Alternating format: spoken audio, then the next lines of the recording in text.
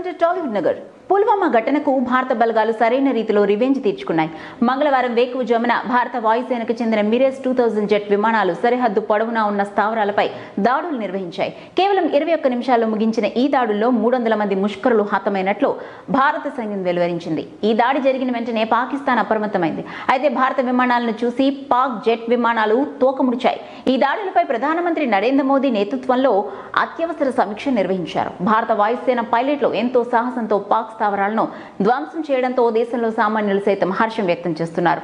Indian air force పైలట్లను హీరోలుగా కీర్తిస్తున్నారు. దీనిపై టాలీవుడ్ సెలబ్రిటీలు సైతం తమ ఆనందాన్ని వ్యక్తం చేశారు. Mega power star Ram Charan దీనిపై స్పందిస్తూ ఇండియన్ ఎయిర్ ఫోర్స్ ను చూసి గర్వపడుతున్నానని, భారత్ అదిరిపోయే రేంజ్ లో ప్రతీకారం తీర్చుకుందని తెలిపాడు. అంతేకాదు జై హింద్ అంటూ దేశభక్తి ప్రదర్శించాడు చరణ్. యువ హీరో అక్కినేని అఖిల్ కూడా తాజా దాడులపై తన అభిప్రాయాన్ని వ్యక్తం చేశాడు.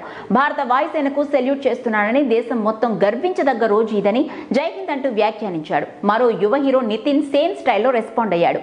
మేరా భారత్ మహాన్ అంటూ జై హింద్ ఇండియన్ ఎయిర్ ఫోర్స్ కు సెల్యూట్ అంటూ సామాజిక మాధ్యమాల్లో పోస్ట్ పెట్టాడు. ఇక టాలీవుడ్ బర్నింగ్ స్టార్ సంపూర్ణేష్ బాబు కూడా ఎలా ఉంది జైష్, భారత్ రివెంజ్ తీర్చుకుంది అంటూ స్పందించాడు.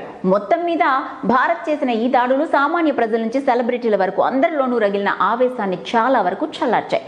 సిఆర్పీఎఫ్ జవాన్ల మృతికి దెబ్బకు దెబ్బ తీశారంటూ ప్రతి ఒక్కరూ మెచ్చుకుంటున్నారు. చూసారు కదండి, మరిన్ని ఇంట్రెస్టింగ్ అప్డేట్స్ కోసం చూస్తూనే ఉండండి మన Tollywood Nagar. If you like the video, please like us and subscribe Tollywood Nagar.